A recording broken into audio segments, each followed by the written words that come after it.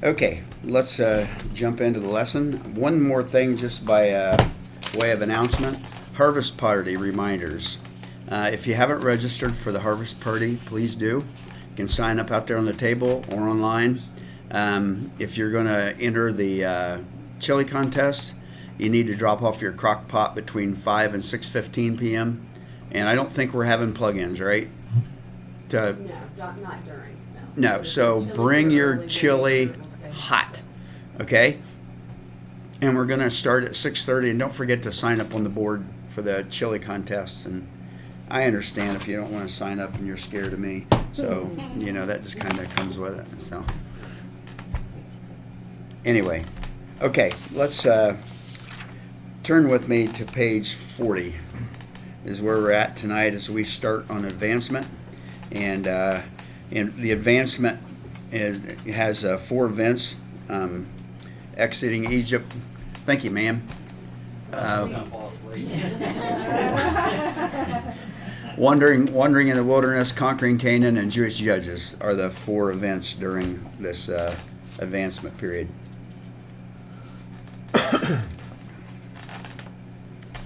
So at the top of your page it says, in this lesson we'll see the Israelites move from the wilderness to the land of Israel. We'll see God's guiding hand as he fights for them Jericho and fights with them at Ai, and then allows them to conquer with his direction.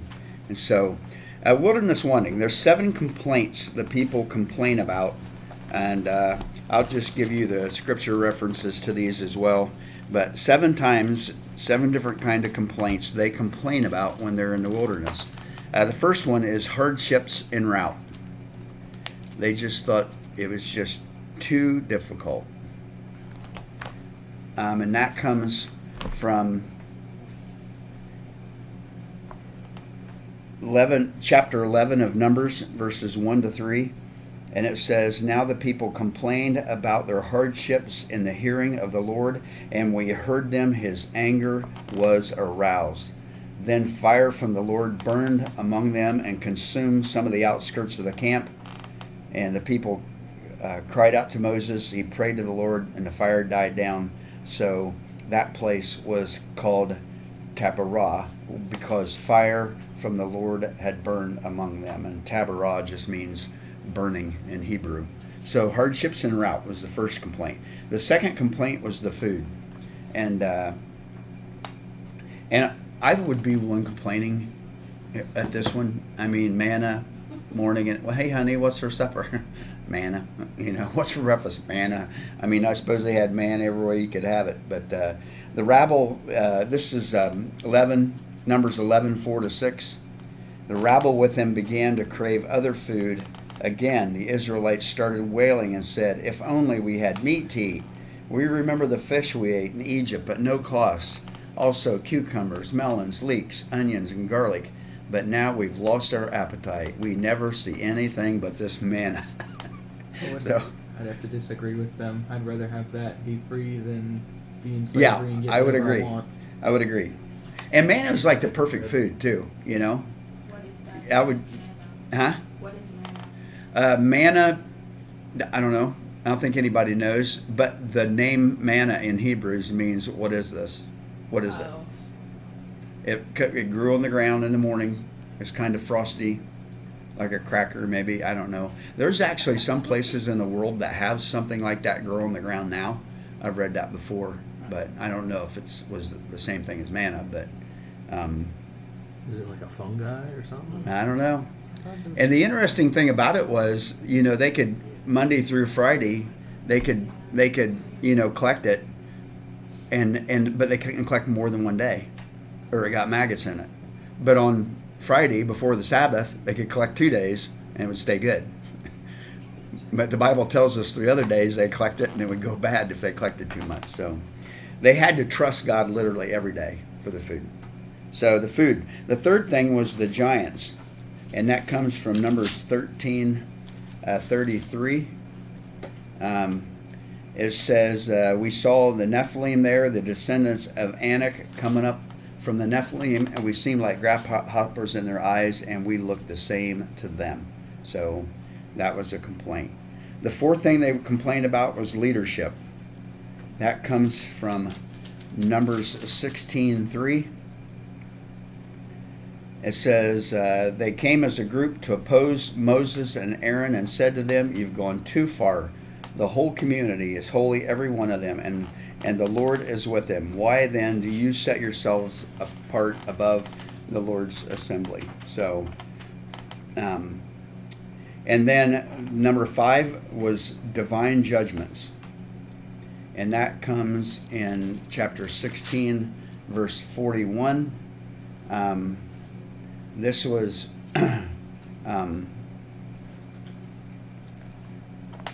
when God had exacted some punishment. It says the next day the whole Israelite community grumbled against Moses and Aaron. Says, "You've killed the Lord's people," they said. And the whole assembly gathered in opposition to Moses and Aaron and turned toward the tent of meeting. Suddenly the cloud covered it and the glory of the Lord appeared. So, divine judgments. Number 6, they complained about the desert. And that's chapter 20, verses 2 to 5. This says there was no water for the community, and the people gathered in opposition to Moses. They quarreled with Moses. So, and then number 7, they complained about everything again. So, everything all over again. And that's Numbers 21:5. Why have you brought us out of Egypt to die in the desert? There's no bread, there's no water, and we detest this miserable food. And you know what the Lord did? He sent venomous snakes in among them. So, anyway, that's what happened. So, the number 40. You got a box there, right, on your page that says the number 40 in it. The number 40 is used. They had to wander in the wilderness. You remember, for 40 years after this. We'll get to that, but the number 40 is used a lot in the Bible. Let me give you some references to that. It rained for 40 days and 40 nights. And I've got about 6 or 7 different things to write small.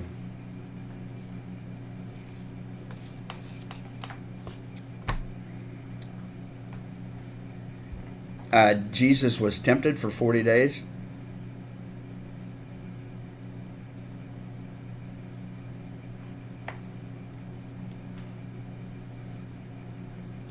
Moses was on Mount Sinai for 40 days.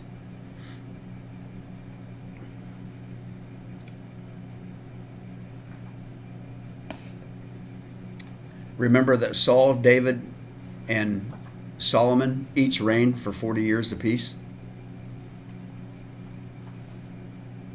Saul, David, Solomon. Saul. Remember last week we said that Moses' life was 3 40-year periods of time. 40 years as a prince, 40 years as a shepherd, and 40 years as a deliverer. So just Moses, 3 40-year parts of his life. Another one out of the New Testament would be from the resurrection to the ascension. Was 40 days, from when Jesus resurrected from the dead on Resurrection Sunday until he ascended to heaven was 40 days, and that's enough, I think.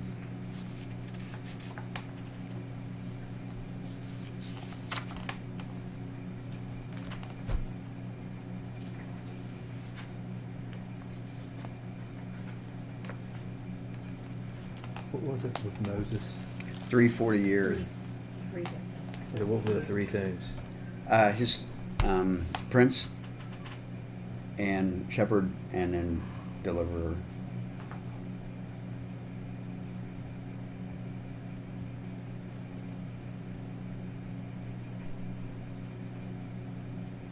And you've read chapter 13 and 14. I mean, the next thing on the page there, the spies are sent out, Joshua and Caleb.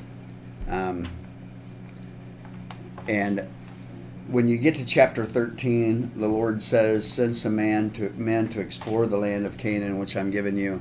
So they took a man from each one of the tribes and sent them out.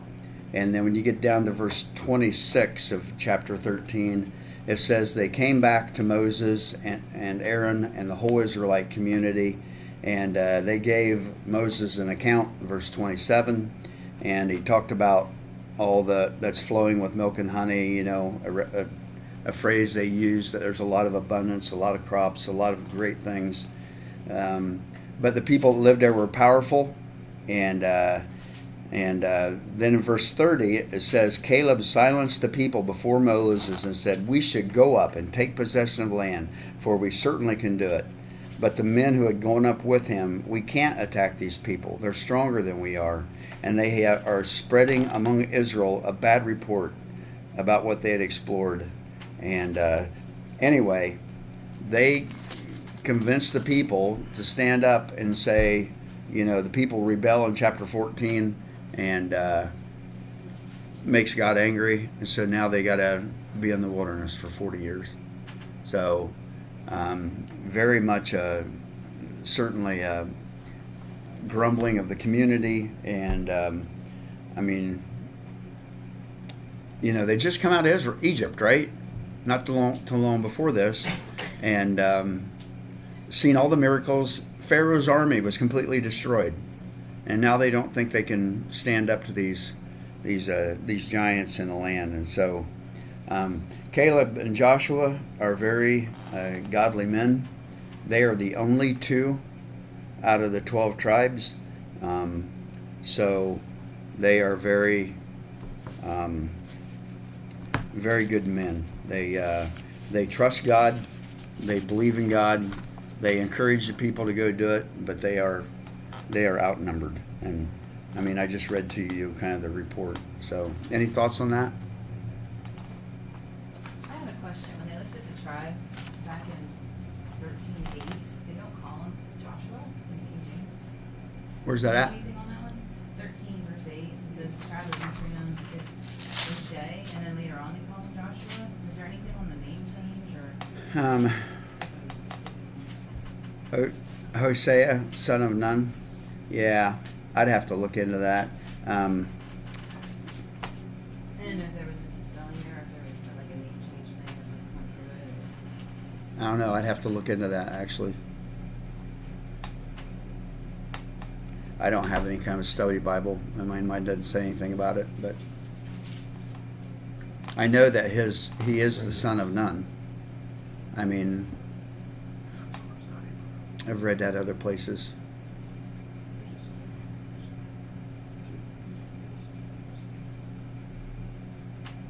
See anything on it? Anybody have any It says a commentary? comment, but it just says Moses gave him the name.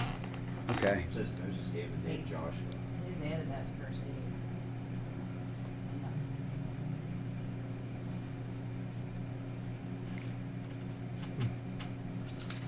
eight. Okay. Anything else?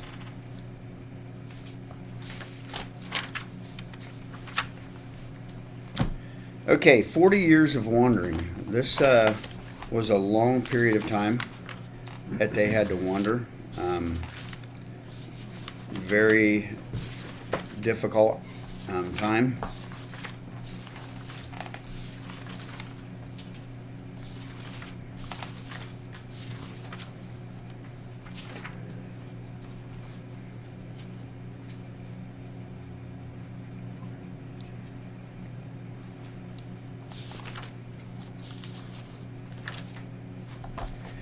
So, one of the things that we see that very clearly in this that God took care of His people. On your page there, it says, "During the 40 years I led you through the desert, your clothes did not wear out, nor did the sandals on your feet." You know, wouldn't that be cool if that happened today? Wow. That would be so cool. My wife wouldn't have to have a closet full of shoes, and I would have saved thousands of dollars, right? So, just wear the same pair all the time. That won't work, will it? No. Okay, just checking. I just thought maybe somebody would agree with me, but nope. No, because you can't wear winter boots in the summertime. Exactly. Yeah. Has to match your purse. You know? know how old Joshua and Caleb were? Well, they had to be. Close to Moses, be younger. They would have when they went in to conquer the land. He was about 80, because it says that everybody that was 20 years old or older had to die.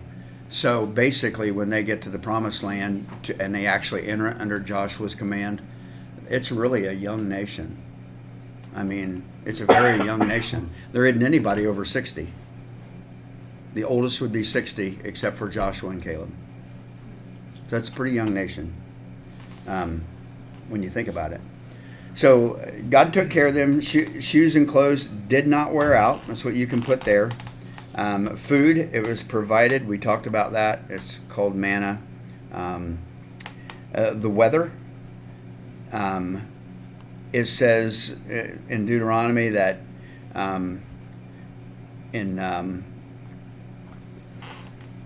Exodus 16, it talks about the fact that there was a pillar of fire at night and a cloud during the day. And you cannot believe that land down there where they were in the Negev, that area down there it's incredible. You go through that area during the day and it is so hot, the air conditioner in your car can't keep up with it. I mean, it is burning hot. And at night, you will be froze to death. I mean, it's every day. The extreme is just up and down and up and down. And so what God did for them was during the day, he had this cloud that kept them cool. And during at night, he had a pillar of fire. So, I mean, he was with his people, taking care of them. And when you think about what he's doing, these are rebellious people, right? They're all going to die. And to get rid of that many people, I mean, you got thousands of people dying every day. To get rid of, I mean, like I told you the other day, it was probably a minimum of 2.5 million. Could have been 12 million. I mean, we're talking a lot of people. So I think most scholars would probably say it was around 4 or 5 million. But it's just a lot of people had to die in 40 years. So, if you take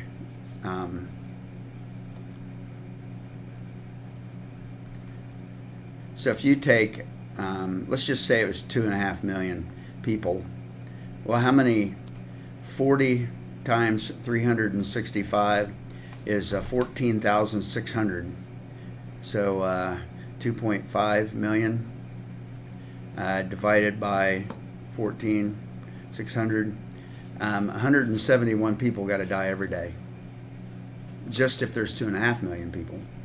There could have been a lot more than that. So there's got to be people strung out all over the place in the desert there, So they finally before they can go, and the leaders have to die. This is really a good point to make as far as what happens when new leadership takes over. The old leaders can't stick around. We kind of have an unwritten law in the UB church that if the pastor leaves, maybe he retires and stays in the same area, you don't stay at that church. If you're going to, you're going for 6 months. Denny Miller, that wrote this material, he just retired this last fall, and I was texting with him today, and he when he retired and the new guy came in, he said, I'll be gone for 6 months, and then I'll come back if the new pastor wants me to. And so he's going to. He's actually taking mission trips for the church in the spring. And or maybe not, educational trips and mission trips, both. But he's doing a couple education trips. But it's good because the new leadership, if the old leader stays there, people keep looking to that person. They need to be gone for a period of time, and that's true with anybody in a key leadership position. If they drop out, it's a good thing for somebody else to come in and take over, and they can get established then, and then the person can come back. And so, at this point, Moses is old, and Moses and Aaron and Miriam, they all die. So Joshua now is about 80 years old. And But Moses preaches then, and you have the book of Deuteronomy written there. And basically in Deuteronomy, if you broke the book down, there are 3 parts to it. And basically it's 3 different sermons that Moses spoke, and he warned the people, and he tells them things that will happen. It's actually a great book of prophecy. So the book of Deuteronomy is basically 3 sermons telling the people what will happen.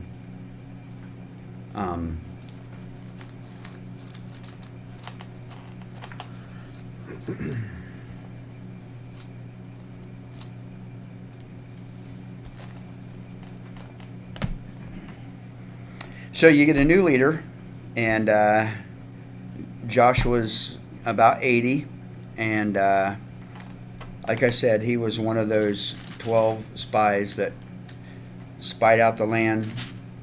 And this poor guy had to go 40 years of wandering in the wilderness when he's the one that said, let's take it. He could have spent the last 40 years, in the promised land, but nope, that's not what the people wanted to do. And so God let them die off then. And so in chapter 5, verse 13, and I think you've got a map on page 45 in your book, if you want to look there real quick. This is the distribution of the land. But you can see the Dead Sea at the bottom, and the Sea of Galilee at the top. And the Jordan River flows from the Sea of Galilee down to the Dead Sea. Just above the Dead Sea is Jericho. It's just inside, it's just on the other side of the Jordan River. And so the people came in from the right, where the word Jericho is spelled out, and they crossed the river there, the Jordan River. And actually, you guys, the Jordan River in most places isn't even as wide as this room. I mean, it's like from here to the wall. It's just a creek. But at flood stage, it's massive. It's because the land's flat around it, most of it. It goes way out into the fields, and it rushes pretty good. So, but that's where they come into the land there, and Jericho is right there. And it says in chapter 5 of Joshua, verse 13, now when Joshua was near Jericho, he looked up and saw a man standing in front of him with a sword, drawn sword in his hand. Joshua went up to him and asked, are you for us or for our enemies? Neither, he replied, but as commander of the army of the Lord I have now come.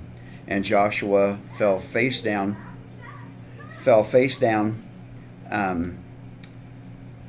on the ground in reverence and asked him, what message does my Lord have for his servant? And the commander of the Lord's army replied, take off your sandals, the place you are standing is holy. And Joshua did so. So there's one of those pre-incarnate theophanies where God, Christ, appeared as the commander of the Lord's army. And then you get into chapter 6 and it starts telling us about these people. And these people, they've had difficult lives, right? I mean, you live in the desert, you're tough. I mean, this isn't like sitting around eating bonbons all day. I mean, these guys were tough. They lived in the desert. There's no doubt about it. They would have their army would have been in preparation. I mean, they're not stupid people. They know what's coming, and they would have had this perfect food. So they'd literally been a young nation, perfectly prepared for battle.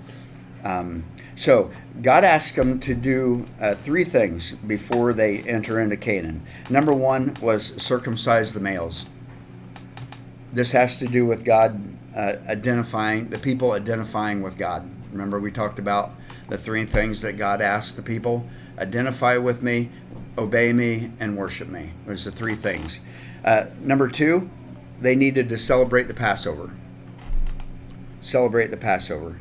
The celebration of the Passover started 40 years before this, when they were brought out of Egypt, and it was basically a reminder of God's grace at that point, that God had spared them, God had redeemed them, He had brought them out of Egypt, And then the third thing he said was build a monument.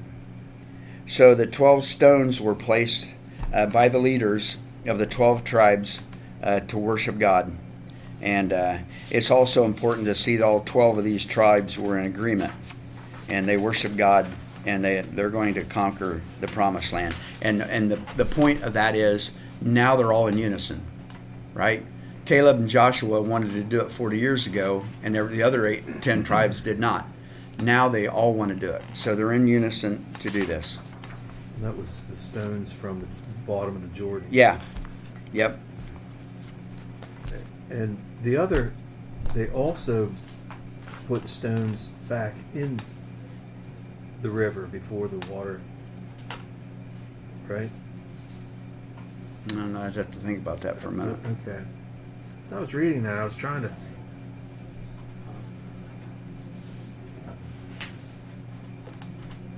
Yeah. Yeah. I'm not clear on something now. I'm going to have to go back and read that. Hmm. I don't know.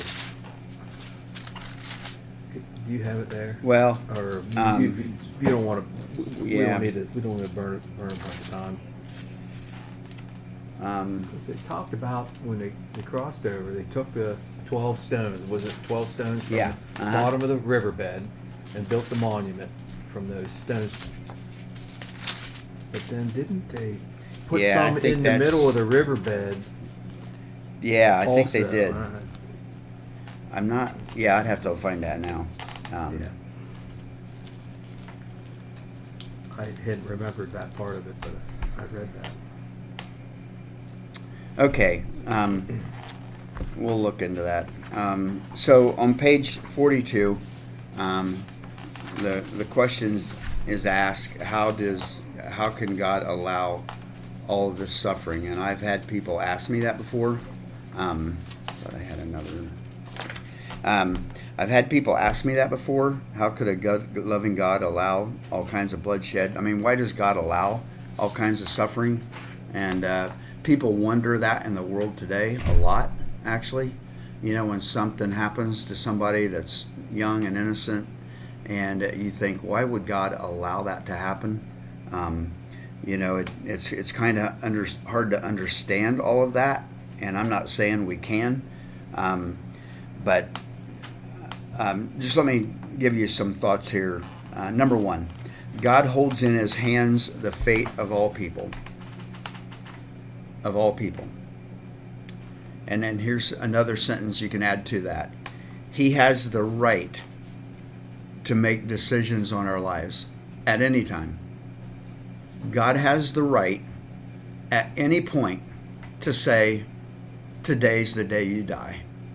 This is how you die. God is sovereign. He is completely sovereign. He created us. He created the world. He has absolutely the right to do anything he wants to do. And that's pretty important. And the thing of it is, everybody's going to die anyway, right? I mean, we all get out of this world the same way, right? And nothing's going to be fun. You know, I remember my mom when she got cancer, she got lung cancer, and somebody had said to her, "Oh, I'm sorry you have to deal with this." And she goes, "Well, you got to die of something. Nothing's going to be fun." I mean, how do you die fun? You know, and why is fun the first three letters of funeral? I never could figure that out. But anyway, yeah, nothing's going to be fun, but you're going to die. God has that day determined for you. We don't know when it is, but if he chooses and determines that this group of people or this town or this nation, it's time for them to die, it's time. He's the one that can order that. That makes sense? But it's not our choosing to do that. It's not our choosing to do that. Oh. Number 2, the Canaanite people had reached complete sin. Complete sin. It's interesting because that passage, did somebody read that Deuteronomy 9:4 passage right there?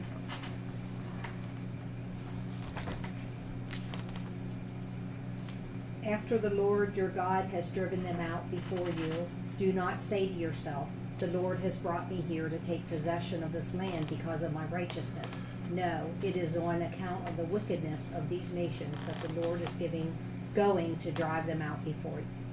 Yeah. And it's the fact that these people,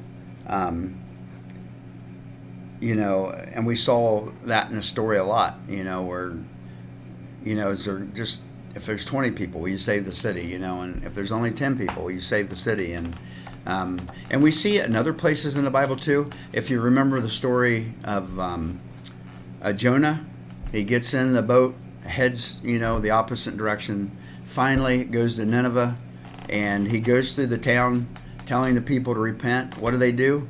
They repent. And God doesn't destroy them like he said he would, because they repented. And Joshua's mad because he hated the Ninevites. But they repented and God didn't destroy them. However, about 100 years later, God sent, was it Nathan or Obadiah, one of the two, to Nineveh and told them to repent, and they didn't, and God destroyed them. So God can do what he wants to do. And at this point, the Canaanites had finally got to the point where they were in complete sin. There was no chance of redemption. Nobody was godly. And that was what apparently God waited on. It was because of the wickedness of these nations. And so they're going to die. And then you have that sentence there. What if there were a few good people among the wicked? And the story of Lot tells us all about that with the city of Sodom. And just sparing, even if there's only one righteous person, you know, God's very, very willing to spare even just one. So, pretty important. He's not out to destroy righteous people. He's out to destroy wicked people.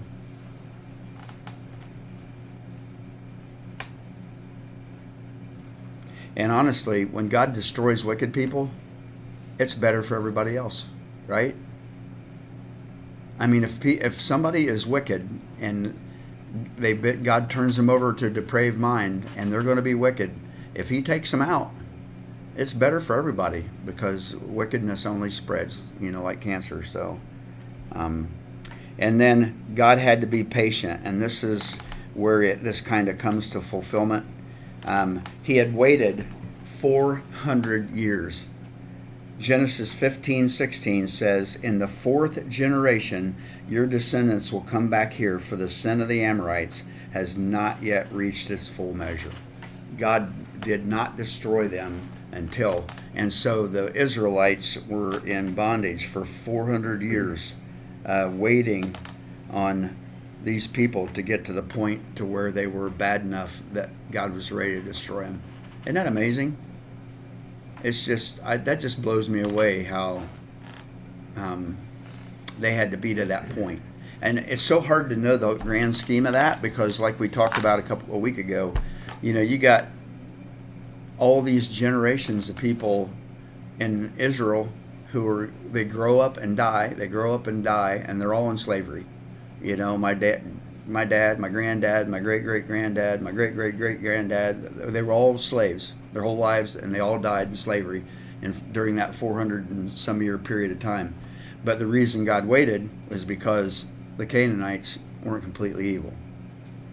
It's kind of hard to wrap your brain around all that, but God has his purpose, and his purpose is going to be fulfilled. And so back in Genesis 15, he said what was going to happen in the future, a long time away.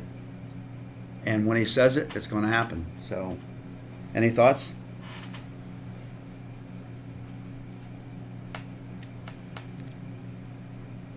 Nothing? I found what Andy was talking about, because I thought it too, back to the pillars.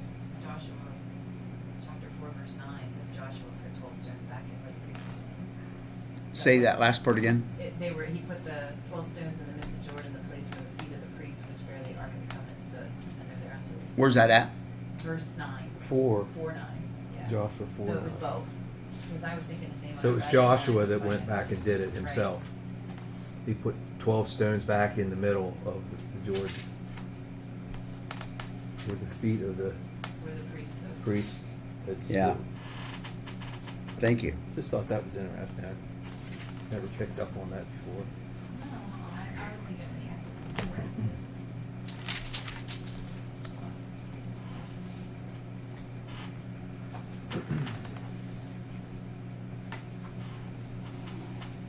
Or just, when would those stones be visible? I guess they stuck up out of the water. Yeah, they When- might have. when the water started flowing again. I don't know. Anyway.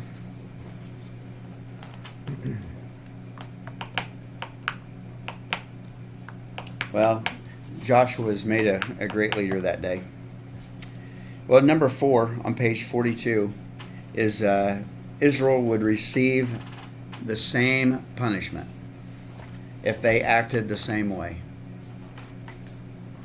In Leviticus 18:24, somebody read that passage at the bottom of page 42, please. Do not defile yourselves in any of these ways, because this is how the nations that I am going to drive out before you became defiled. Even the land was defiled, so I punish it for its sin, and the land vomited out its inhabitants. But you must keep my decrees and my laws. The native born and the aliens living among you must not do any of these detestable things. For all these things were done by the people who lived in the land before you, and the land became defiled. And if you defile the land, it will vomit you out as it vomited out the nations that were before you. Okay. Well, and what happened to them? Same thing, right? Yep. Eventually the same thing. They were, we'll see that when we get into the book of Judges. There's like 7 different cycles in the book of Judges where the people rebel against God. They start serving idols. God sends a nation in to beat them up, fight them, kill them. They cry out to God. God saves them. There's a period of peace, and then they start turning back away from God again. Happens again. It does 7 times in the book of Judges. And then finally, when the people want a king, they get Saul, and then David and Solomon, and then they split. And then finally, in 586 BC, was when Jerusalem's destroyed. And, it's the same thing happening to them that happened to the Canaanites. So, God said the same punishment would happen. He says that in verse 28 there, the last sentence on the page. And if you defile the land, it will vomit you out as it vomited out the other nations that were before you. And it did. And when they were vomited out in 586 BC, God let them go back 70 years later. But they didn't own the land until 1948. So, any thoughts? I guess it's interesting that the only time they really cried out was when it got rough. Yeah. Whenever we're like, oh. Isn't that everybody, though? It seems like most people, they don't really It need God follows. until they have a problem, And then they send up a flare prayer, right? God help, help, help.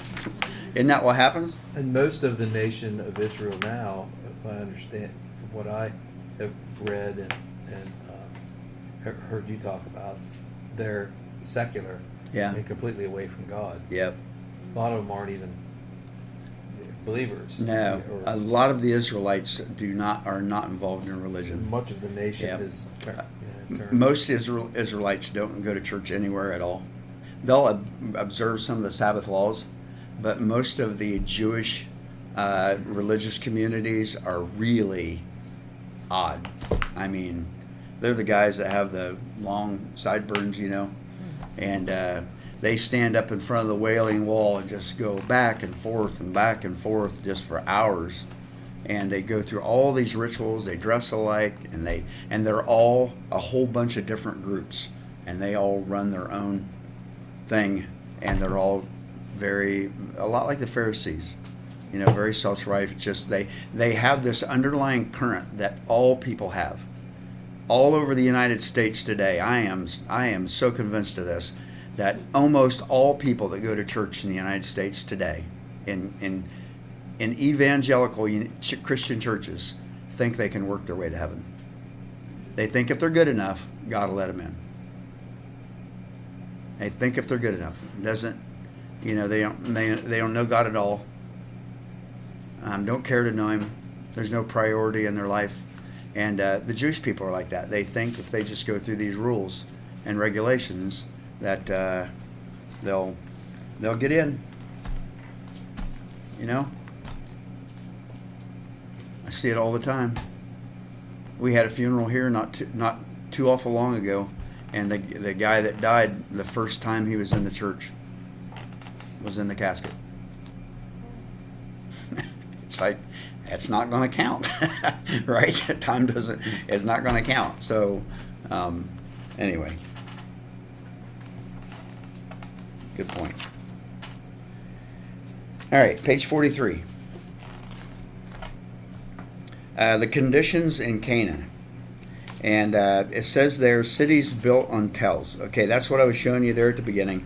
A tell, T-E-L, is, and in Israel today, there are about 300 tells, okay? And you may not have known this, but you will here in a minute, okay? The land of Canaan, on your map, comes up. You got the Dead Sea down here, goes up to the Sea of Galilee, and basically Israel is like, that's the chunk of land, and it still is today. The Gaza Strip's down here, but this land was, we talk about the Canaanites, but the Canaanites had cities all over the place. I mean, just all over. At least 300 cities. But the cities, the second thing on your page there, and I'm just going to jump back and forth between them, but the cities were self-governing. That meant every one of them dots, all 300 of these tells they were building on, they each had their own king, they each had their own army, they each had their own land. They were independent cities, kind of like we have today. Chambersburg is independent of Mercersburg. They run independently, and sometimes they'll join forces, to go fight somebody. But for the most part, they're completely independent. And so these tells that were built all over, these 300 tells that are across Israel today, most of them have not been excavated at all. There's just too much area, too many things to excavate. And so, and like I said, tells were usually built on a hill, and they built, because there's not a lot of trees over there. Northern Israel has more trees, but from Samaria on down, about halfway down, all of this area here is arid. I mean, there's not a woods or a forest anywhere. I mean, nowhere. The trees in Jerusalem has trees, but it's because people plant them in their yards and stuff. But for the most part, it's pretty dense, so there's not a lot. But so everything's made out of stone. So when they built these tells and they put walls to protect the city, everybody goes in the city at night. They go out during the day, harvest their grapes, tend their cattle. And they bring their sheep in at night, bring them into the sheepfold. Everybody brings their wagons and their animals inside, or in sheepfolds or animal folds, and they're all protected inside. And then when another nation comes in and destroys everything, those walls, most of them are made out of kind of rock, kind of like limestone. And you get it hot, you set fire to it, and it crumbles. There's limestone kilns all around this country, so the rocks crumble, and then that raises the tell a little bit, and then the next people build on top of that, and then they just keep going up, like I was telling you. So it just kept piling up. So literally, when you dig down, you can just find one. Yeah, you can actually, when the archaeologists dig down, like they did on a couple places on the tell there at Beit Shan, when they dig down like that, they can see layers of ash where that city had been destroyed, and they can tell. And there's different like a certain period of time they used a certain kind of clay, another time, something else, or they can just tell by fragments, and they can tell about how many civilizations there were. So, we're a pretty young nation, so, but you take a place like that.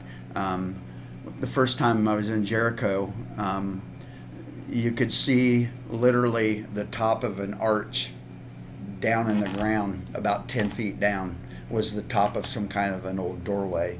And they say that Jericho is about 8,000 years old. It's one of the oldest places on earth. So anyway, they were all independent. They were all self-governing. The land of Canaan was not a country, but it was a land of independent cities. So they were all self-governing in that way. They each had their own government, and each city had its own king. So the conquest of Jericho, a very interesting story.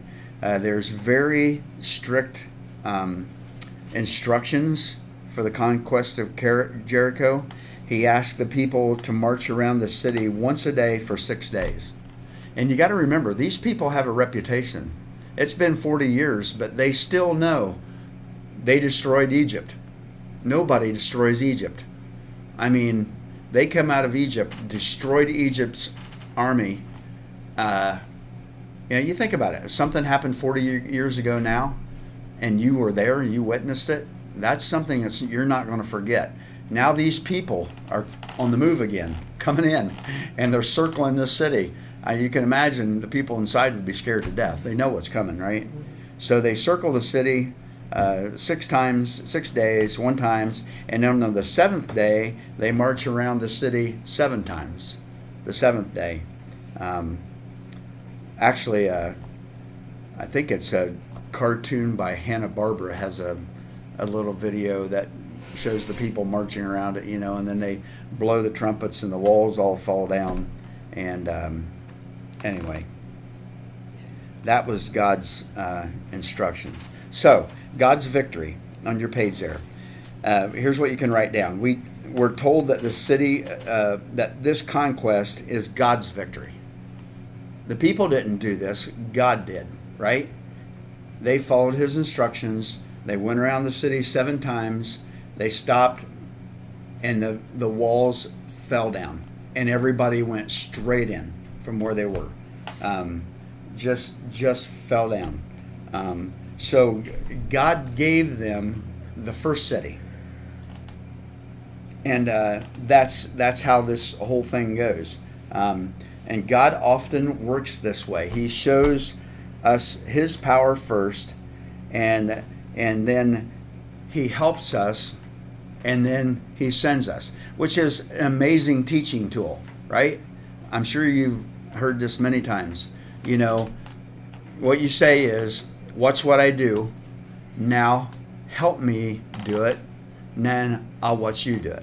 That's how you train somebody, right? Basic training 101. Watch me do it, now I'll help you do it, now you do it. It's just a basic training tool, and that kind of is what God's doing.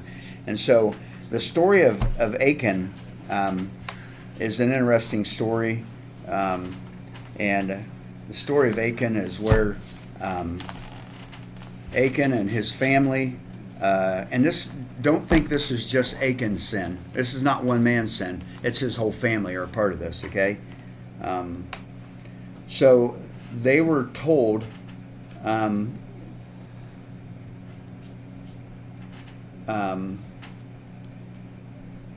they went up, they came back to Joshua in chapter 7.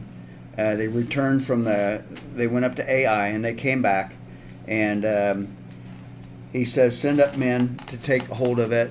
And about 3,000 of the men went up and rounded. Anyway, all this kind of stuff happened, and then he told them to consecrate themselves down in verse 13 of chapter 7, and so they did what they said, and they found out that Joshua found out that the Lord you know, had something had happened, and something had been, somebody had taken things. So he rounded up the people and had them come by. In verse 16, tribe by tribe, they came, and until finally it came down to Achan. And what Achan says in verse 19 of chapter 7, Joshua said to Achan, "My son, give glory to the Lord, the God of Israel, and give him praise. Tell me what you have done. Do not hide it from me." Very interesting. So Achan told, because it was not, they did not have the right to take the plunder. Now, cities after that, they had the right to take the plunder, but not this time, because God had said not to. And so they killed him. It says at the end of chapter 7, then all Israel stoned them, and they burned them, and they put a pile of rocks over them. Therefore, this place has been called the Valley of Achor ever since. And Achor is a Hebrew word that means trouble. So that's what happened when Achan. So Achan was really Achan, I guess, right? God destroyed his whole family, everything. All a representative, and God does this a lot of times, you guys. When he does something new, he has super strict rules. Like when he brought the people out of Egypt, you put blood on the doorpost, and if you didn't, you died. No exceptions, you know. And he does that at other times. He did this now when they're conquering the Promised Land. Don't do this. Did other people steal stuff at later times? Absolutely.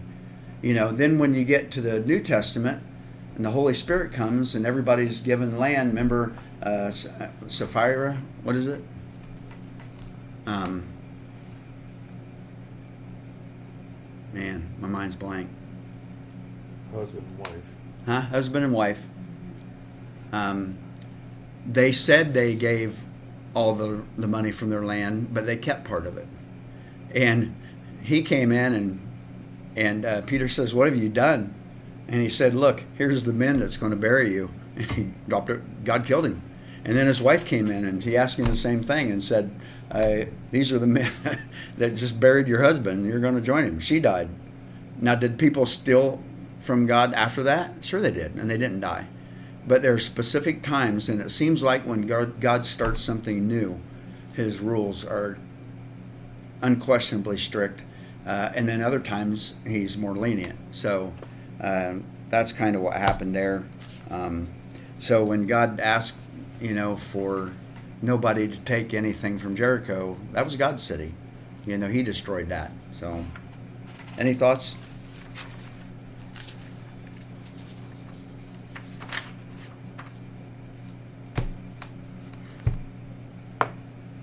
Nothing? I guess that's an example of how he demands obedience, and underscored to everyone else, Yeah. how important being obedient to God is, I guess. He And would I definitely have made a point. And I think God really points throughout the scriptures to this as far as like Judgment Day. He says there's going to be a lot of people that say, "Lord, Lord, didn't I do this? Didn't I do this?" And he's going to say, "I never knew you." On that day, it's strict. Either you're a Christian or you're not. There's only two places to go, right? And so everybody will be judged with that same strictness. And so, yep. Okay, page 44.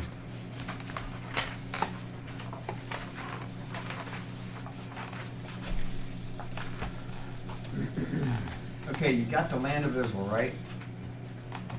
And this is north, this is the central,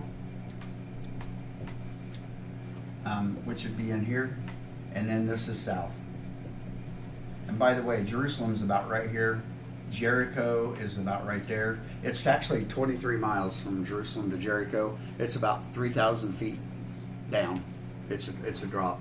And so basically what they have is they have the central campaign, and that's Jericho, Ai, Gibeon. You have them on your page there, right? Jerusalem, Beit Shan, Haran, and all of them.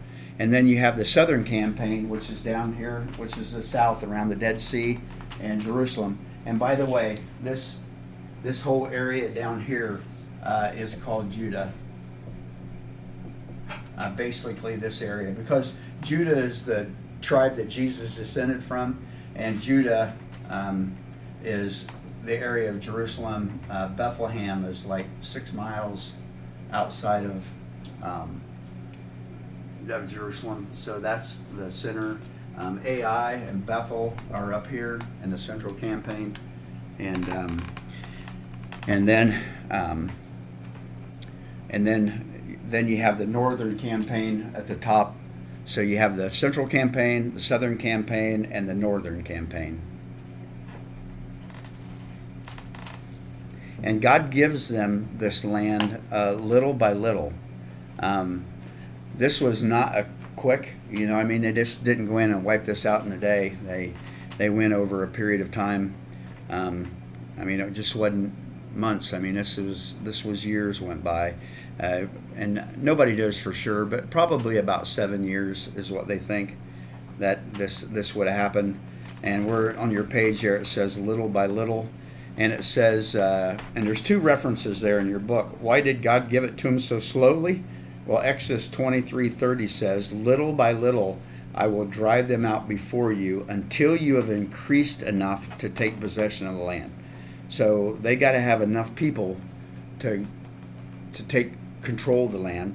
And the second thing is in Deuteronomy 7, the Lord your God will drive out these nations before you little by little. You will not be allowed to eliminate it all at once, or the wild animals will multiply around you. I think there's another place too where it talks about the bushes being grown up, like wild thorn bushes and some stuff like that.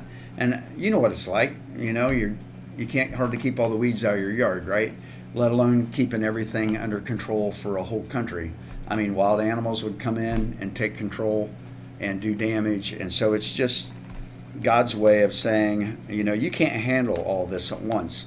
You need to take it little by little. And I think that's true. God does that in a lot of ways. A lot of time he wants us to, God, answer my prayer now because I'm hurting now or I need help now. And God is saying, I'll help you through the process. You know what I'm saying? It's almost always through a process. In the Bible, the New Testament, you don't see very often where they say, they don't say very often, God, take this away from me. Take this away from me. They say, God, help me through this. That's what they say more often than not. So when difficult times come, we want rescued, right? We want somebody to come with a lifeline and yank us out of the problem. But a lot of times it's like, no, you have to go through this for months, for years, whatever it may be, because the process is how you learn. I mean, if God just comes in and yanks you out, you're happy and you go on with life, but you forget him. But if it takes the process, then during that process, you're maturing more, you're depending on God that whole time, but the same result happens. So, any thoughts? Well, 2 things down there at the bottom, 1 and 2. Number 1, God didn't want the land to get away from the people, is what I would tell you there. And then 2, God didn't want the wild animals to overrun. So number 1, God didn't want the land to get away from them. And number 2, God didn't want the wild animals.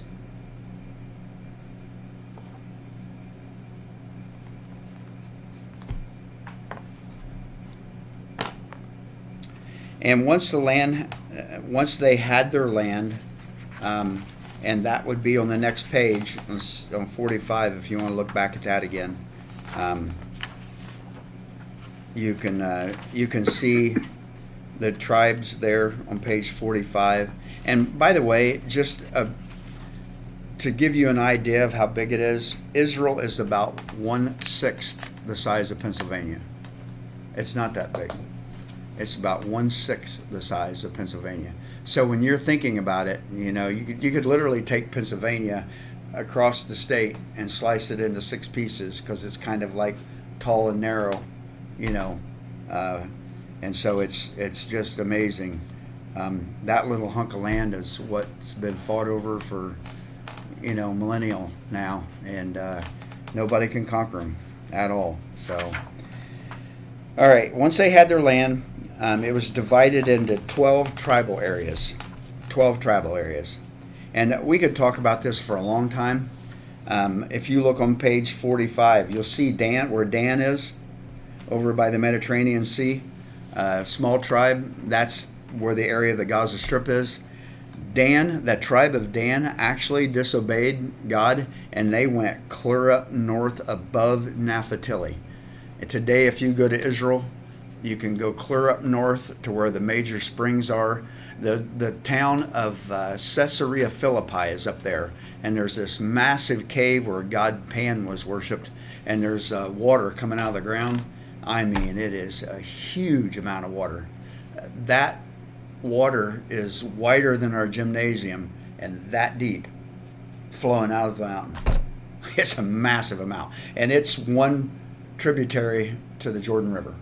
So along the way, a lot of it sinks in the ground, gets used for irrigation, things like that. So by the time it gets to the Jordan, it's much smaller. And then Mount Hermon is to the north, and that mountain has snow on it, and it melts. That's a tributary to the Jordan. And then on the other side of Israel, it goes up through Syria, is like the northern part of the Jordan, way up above the Sea of Galilee. It flows into the top of the Sea of Galilee and then flows out the bottom. So it's the third tributary. But all of these, it's up to, above, actually right above the Sea of Galilee on that page 45. You'll see a little blue line going up towards Naphtali. That's the northern tributary of the Jordan River. So anyway, this is divided into 12 different tribal areas that God gave them. That's number one blank on page 44. It is divided into 12 tribal areas. Secondly, the priests were allotted 70 cities. Remember the Levites? They didn't get land, they got cities. That way they could be spread out all over the place to take care of. And basically the Levites were like almost like the government. They were in control of organizing the people. Because the number one thing in the land was religion, was serving God. And so they were all over the nation, and because they were in 70 different cities, they had access to all the people for that sort of thing. 3, refuge cities were established. Not like the refuge cities that we have in the United States today. This was just part of what they've done. There is when I was in Israel this time, I was down south, clear down south, down here, right over by the Gaza Strip last year. And there's a city down there, and it's a city that Abraham owned, and Jacob's Well is still there, and it's a huge place. And you can get up on a mount there and look around, and that's where Abraham was from that area. And they found an altar there that was in great condition. It's about this big a square, and on the corners of it are horns. Each corner has like a stone horn. And these refuge cities had these stone altars. And if, let's say, you're outside and something happens, you're chopping down a tree, it falls on your neighbor's kid, kills him, accident. The neighbor guy wants to kill you because you just killed his kid. You run as hard as you can to the closest refugee city and run into the area where they worship and have this altar, and you reach up and you grab the horn and hang on to it, then the Levites who are in charge there protect you, and they investigate what happened. So that's what they did. When something happened, they could run to that, hang on to the altar, and they were protected then until, they figured it out, what was going on. Make sense? Just part of the way God set it up. The next one is the covenant was renewed and Joshua dies. So,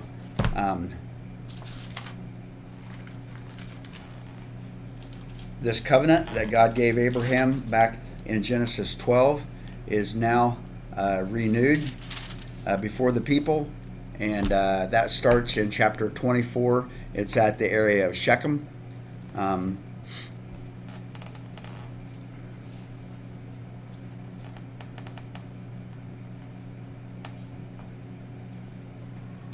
And he talks about how all the things that happened that God had done, how he had saved him out of Israel, and how they crossed the sea and brought them into Jericho.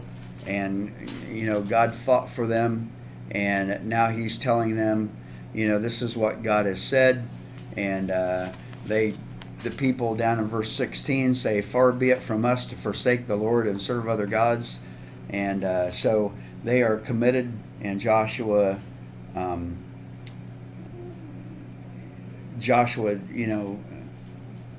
basically ends his life there, and he dies a great man.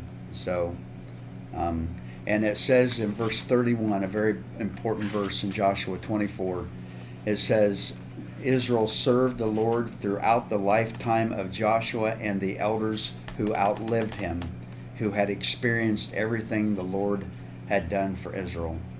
And Joseph's bones, which the Israelites had brought up from Egypt, were buried at Shechem in the tract of land that Jacob bought for 100 pieces of silver from the sons of Hamor, the father of Shechem. And this became the inheritance of Joseph's descendants."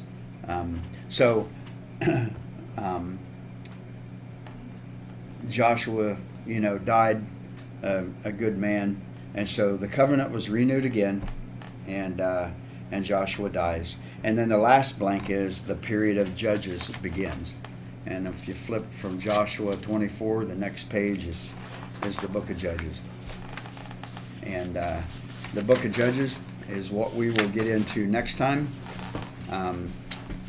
So that's a pretty interesting. You got a few chapters to read there, plus the book of Ruth. And we'll talk about the way God has tried to take care of the people.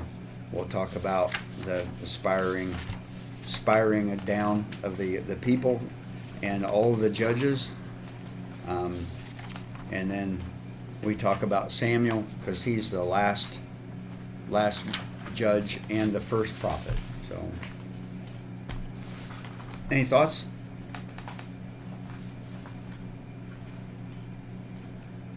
You don't mention Rahab much other than a little bit we read. Did they think that her part of the wall fell down?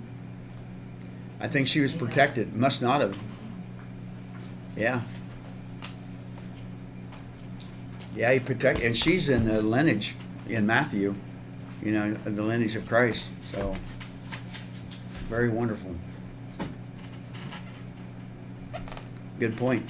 That part must not have fell down. Yeah, because she kind of lived in the wall. or Yeah, something she like did. Right. that. Yeah. Interesting. Yeah, you could look out and watch the Israelites walk around every day. Wow, what a Yeah. view. Look at all them people. Yeah. Wait, they're doing it 7 times today. Must be special. All right, thanks you guys.